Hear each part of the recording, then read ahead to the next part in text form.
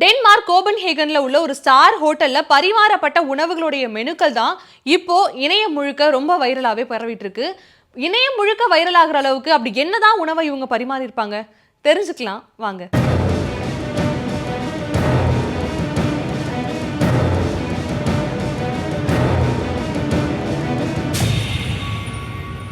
அதாவது இந்த ஹோட்டல்ல பெரும்பாலும் யாருமே சாப்பிடவே விரும்பாத உணவு வகைகளை தான் குறிப்பா இவங்க பரிமாறி இருக்காங்க அப்படின்னு தெரிய வந்திருக்கு. டென்மார்க்ல உள்ள ஒரு பெண்மணி கிட்டத்தட்ட 5 மணி நேரம் இந்த உணவகத்துல வந்து செலவிட்டு இருக்காங்களாம். அதோட இல்லாம இந்த 5 மணி நேரத்துக்கு இவங்க மொத்தமா $700 ஸ்பெண்ட் பண்ணியிருக்காங்களாம். இந்திய மதிப்பு அப்படின்னு எடுத்துக்கிட்டோம் அப்படின்னா கிட்டத்தட்ட 59,000 ரூபாயை இவங்க 5 மணி நேரத்திற்கு செலவழிச்சிருக்காங்களாம். 5 மணி நேரம் 59,000 ரூபாய் கொடுத்தவங்க அப்படி என்னதான் சாப்பிட்டிருப்பாங்க அப்படிங்கிற ஒரு கொஸ்டின் எல்லாருக்குள்ளேயுமே தோணும். அதை விளக்கும் வகையில தான் அவங்க போட்டோ எடுத்து தன்னுடைய சோஷியல் மீடியா பேஜ்லயும் அப்லோட் பண்ணிருக்காங்க.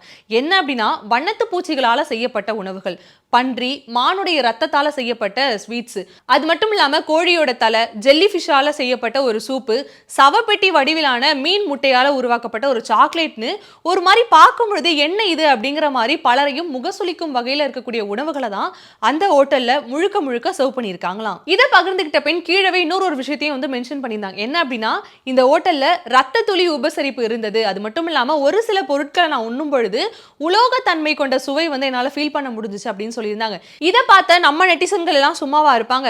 பட்டாம்பூச்சி, உயிருள்ள பூச்சி, கோழியோட தலை, காலு, ஜெல்லி ஃபிஷ், ஆட்டுக்குட்டின்னு இந்த மெனுவெல்லாம் பார்க்கும்போதே எங்களுக்கு ஒரு மாதிரி தலை சுத்துது.